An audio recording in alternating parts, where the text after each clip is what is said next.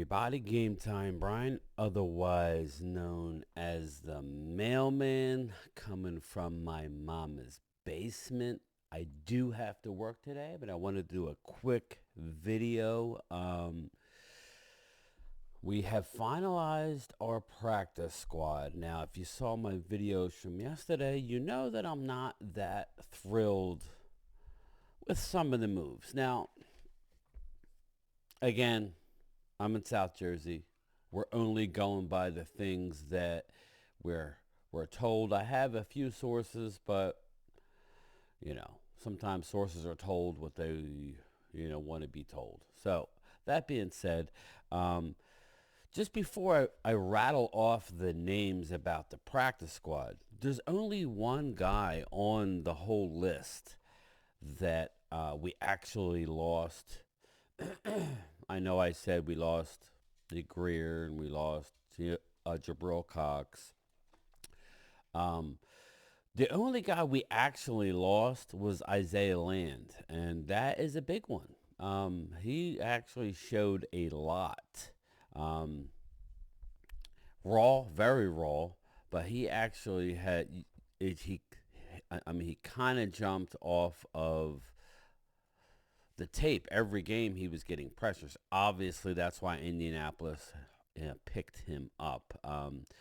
Isaiah Land has a future in this league. Now, per Brian Broaddus, he did have a conversation with um, our directing of scouting, Will McClay, and Will McClay said they have plenty of defensive ends. Now, like Voch Lombardi, shout out to Voch Lombardi, one of the GOATs, he pointed out, and rightly so, that we have a lot of defensive ends this year, but going forward, who really knows?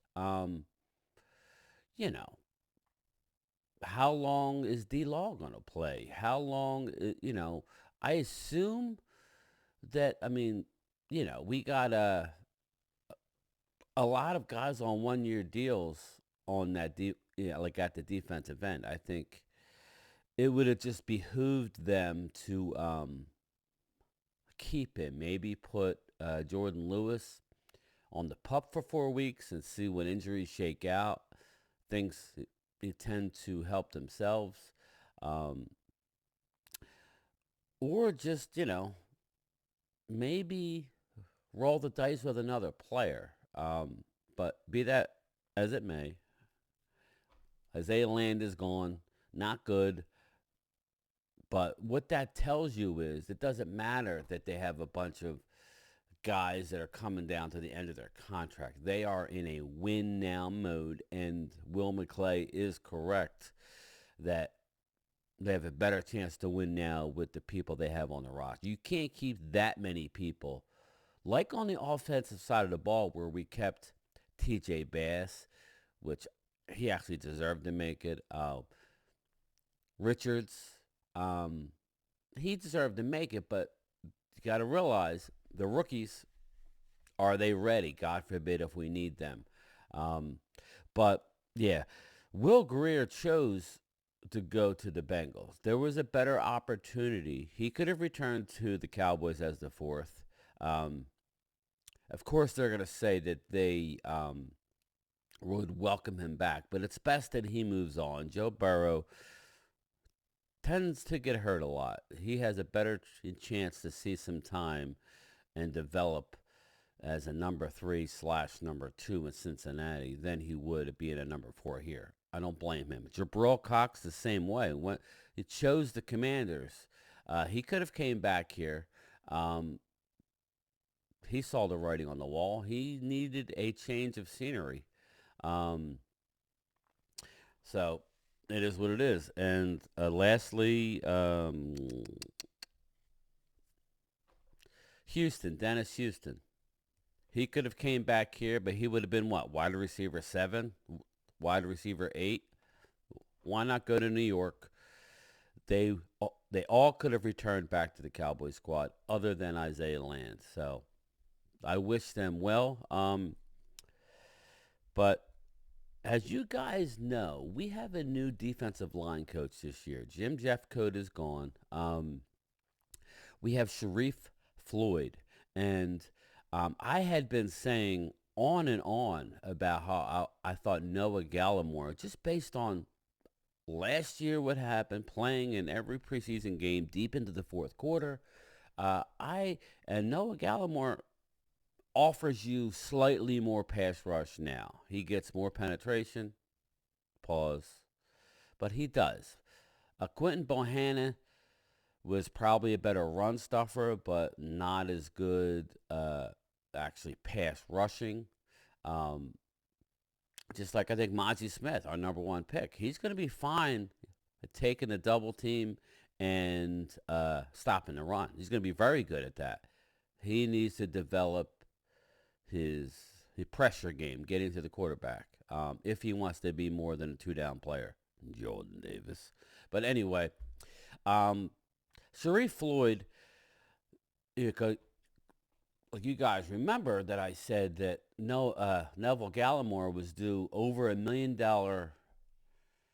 roster bonus if he made the 53 or the opening day roster. He's not going to get cut at this point. So he's going to get that bonus, and he could look Sharif Floyd in the eyes and say thank you, shake his hand, give him a hug.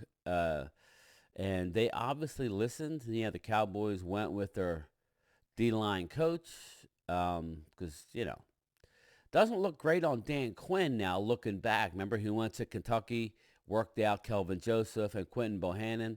Sometimes you win,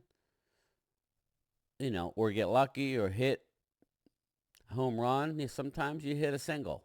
Sometimes you strike out. With the Kelvin Joseph, I wouldn't sit and the Quentin Bohannon. I think Bohannon had a better camp than Gallimore, but for whatever reason, Sharif Floyd liked Gallimore more, and I could see why. The actual penetration, getting towards the quarterback. Maybe Kelvin Joseph. I thought they would keep him for special teams. The shout out to the Cowboys for moving on. A change of scenery might help Kelvin Joseph. It should definitely help his rap career being in Miami. We'll see. But just to let everybody know, those are the guys that we lost. Interesting enough, I haven't heard nothing about Simi Fehoko. We did not bring back Quentin Bohannon to the practice squad, which I don't believe he got picked up by anybody. Hey, Twiz, this is hot coffee today, buddy. Hot coffee. Just for you. But yeah, so I'm going to rattle off, and we'll get into it. I'm going to stick to position groups, and let's start with the offensive line.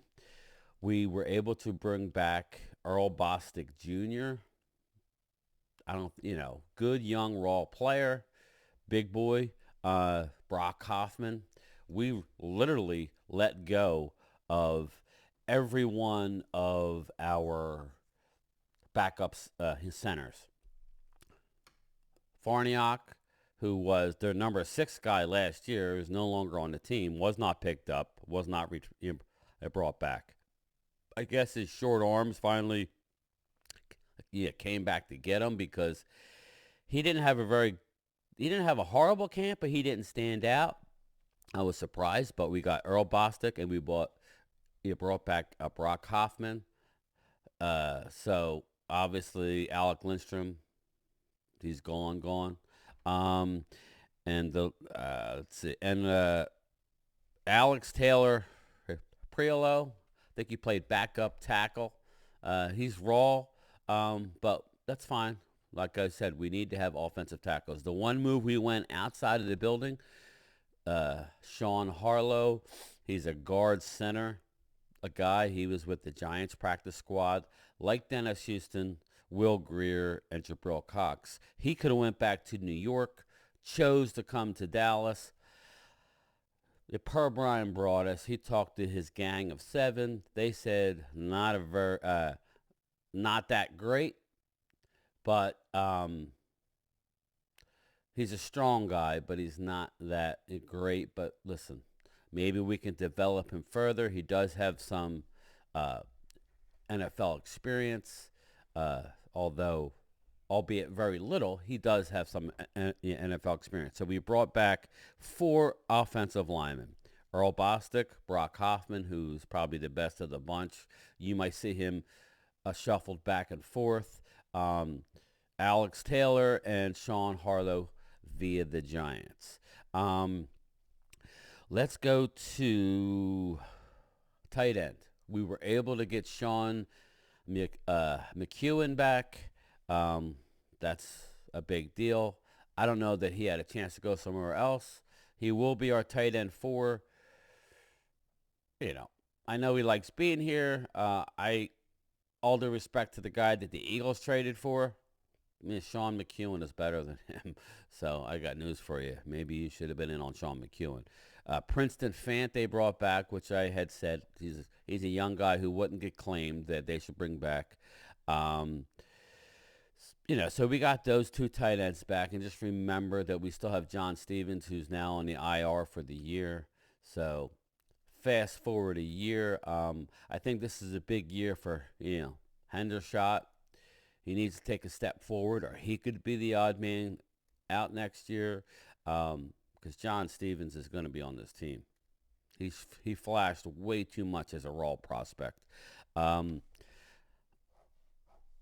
so we brought back those 2 tight ends. Let's running back. We brought back 1 running back. Malik Davis made it back to the practice squad. Yet another guy who I thought maybe should have went elsewhere. Maybe nobody was even interested in Malik. Um, but good for us. If Rico doesn't get the job done or we suffer injuries, we got Malik Davis. He can get the job done. Um, so, and we brought back 2 wide receivers. Jalen Moreno Cropper, the short, speedy guy who, you know, I didn't think would get picked up. He needs another year in the system. Special teams guy, returner. I like the kid. He's got speed, just very small. Um, maybe this is a year for our special teams Cavante Turpentine to step up. If he has another year like last year, he could find his way out next year, and Jalen Moreno Cropper could see his way in. But it gives him another year, to get NFL strength, and I'm good with it. And Tyron Johnson, we brought Tyron, however you want to say it. There's no E on it, but so I'll go Tyron. He used to play with the Chargers. He's the guy that I did want to get back over Kamante Drummond. He actually has NFL experience. He's a big guy. He's fast. I'm glad he made it back. So we brought back 2 wide receivers. Still no word on Simi Fehoko. Did not flash. Good luck, Simi. Now let's go to the defensive side of the ball. We brought back C.J. Goodwin. He will be on the 53. He's our special teams ace. Josh Butler, young raw guy. Dan Quinn really likes him. And I think those are the only 2 cornerbacks that we brought back. We brought back 1 linebacker. They seem to be more into him than I am. He's injured, or he's slightly injured now. We got Malik Jefferson back onto the practice squad, so that's good. I think he outplayed Jabril Cox. I think Jabril Cox has a higher upside. But that being said, we did get Malik Jefferson back. That's good. I think we're a little bit short on linebacker. I'm surprised because we did fill all 16 spots. Now, we did pick up a defensive tackle. I have not done any homework on him if he was already. Actually, let me real quick. Let me do it while I have you guys here. We just picked up Willington Prevleone. I don't know that he was on our team. Let me see. There we go. Let's see. Let's see about Wilmington. Okay, Wilmington Prevleone, Tampa Bay Buccaneers defensive tackle. Okay, let's see what we got here. Let's see. Overview. No information available. Stats. He was drafted. Okay, he was drafted in '97. So, so we got him from Tampa Bay. I guess they released him. So he is another outside guy from outside the organization, along with Sean Harlow. So that's fine. He's a defensive tackle. So I guess we replaced Bohannon with him. All right, that's fine. Now let's go to the cornerbacks. We brought back Sheldon Redwine, Josh Butler, and CJ Goodwin, like I already said. Redwine is back with the team. And the last but not least would be defensive end. Okay, we got Tyrus Wheat back and Darrell Johnson back. Um, so that completes. So we got, I'll just run down the whole list. Earl Bostic, Brock Hoffman, Alex Taylor Perillo, Sean Harlow, C.J. Goodwin, Josh Butler, Sean. I'm still gonna say McKeon. There's no W, so it's McKeon. Princeton Fant, Darrell Johnson, Tyrus Sweet, Willington Prevlione, Tyron Johnson, Jalen Moreno Cropper, Malik Davis, Sheldrick Redwine, and Malik Jefferson. That is your practice squad. We have 3 quarterbacks on the active 53. Listen, I wish the players that we lost well. I wish them well. I wish we would have got Isaiah Land. That's the one guy on the whole list that I think we should have brought back. But, if we're going to do what we're going to do, Super Bowl or bust this year, baby. So, but that being said, it is Thursday morning, early Thursday morning. We are literally 7 days away from the first game of the season. The Detroit Lions at the Kansas City Chiefs, September 7th. And we are 10 days from Cowboys at New York Giants, MetLife Stadium. I'll be there in attendance. I'll be bringing you content left and right. I will bring you my live stream today. My lunchtime chat about 2:30 Eastern time. Be sure to check that out. We'll talk about any other moves that they have made. Like I said before, our roster is going to be fluctuating back and forth, like the bottom 2 or 3 guys. I'm just very, very excited. Don't forget to check out Saturday night. Me and my partner, Primetime Phil, who's actually, he weathered the hurricane in Florida. I was praying for him and his family. Where he's at, he always seems to come through pretty good. He lives in Naples, Florida. Thank God everything is good with them and him. But yes, be sure to join us Saturday night, 8 p.m. Eastern Time on Primetime Phil, brought to you by Primetime Studios. We're going to break down, it'll be our last live stream talking about the off season. We will look ahead to the regular season, but not too much. Go to my other camera here,